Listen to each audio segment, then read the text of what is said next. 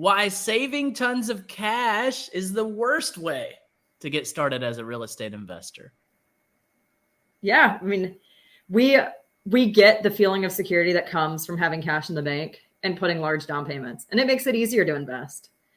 We realized really quickly that we could not leverage our own cash. We ran out of money so fast, and we used every penny we could find to invest in real estate. I mean, I don't know if you remember, like, let's take a loan on this 401k and use some credit cards. That.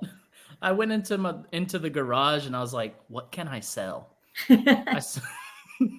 I sold like this old workout system I had. I sold a motorcycle. I sold some like instruments I had sitting in the closet. It's like, right. What can I sell? We need cash to buy rentals and I'm just going to liquidate. You should do that now so we can clean out the garage because it is a lot. Yeah, it is a lot. Listen, if anyone out there is like, I'm the best home organizer on this planet, honestly, I would love for you to come over and help me sort out my just disaster of a garage. We moved into our new house about 4 months ago, maybe 5-6 months ago.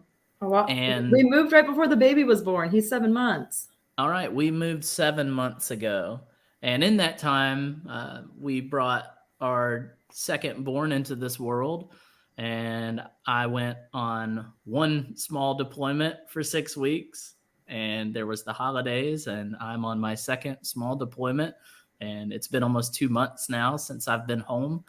And just no time really to go in there and sort out that garage. So if you're a home organizer and you want to come Marie Kondo Eric's garage, that's what he needs.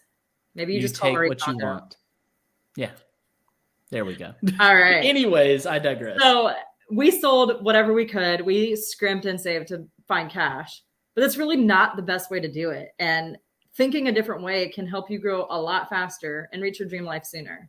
And there's some tactics we used that worked well in the market that was around when we were investing, primarily BRRRRs. I don't know that strategy necessarily works in the current environment, but the idea is not necessarily the strategy. It's the changing your way of thinking to see the possibilities out there and know that it's not a requirement.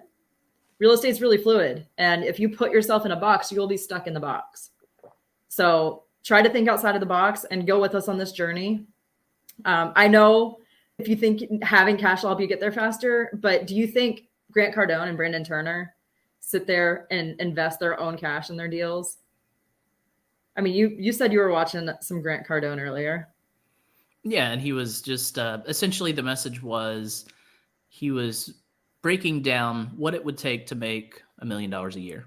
And he, took $1 million divided by 12 and took 12 divided by how many hours are in a week and how much you would have to make each hour, 24 hours a day to get there. And said, that's really the nugget on how to back into how much money do I need to make to hit this money goal of mine.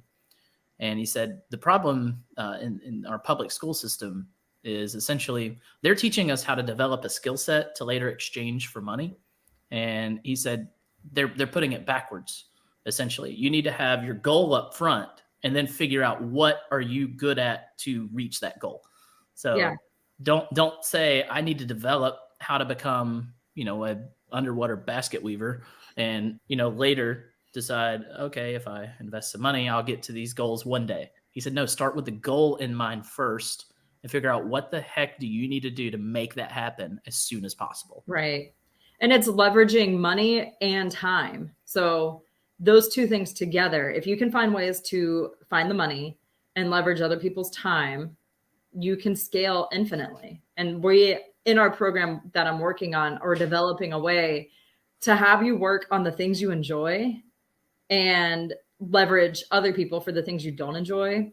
I'm super excited for what's to come with that. But I guess I want to say Grant Cardone, Brandon Turner, all the real estate greats out there, they learned how to use their skills and not their own cash to build a portfolio. And they use other people's time also. But I really want to focus on other people's money right now. You don't have to want to grow to be as big as someone like that. It works even just for a small 5 to 10 home portfolio.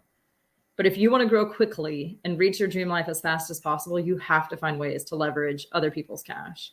So saving that 20% down payment, it's going to take you longer than if you learn how to leverage.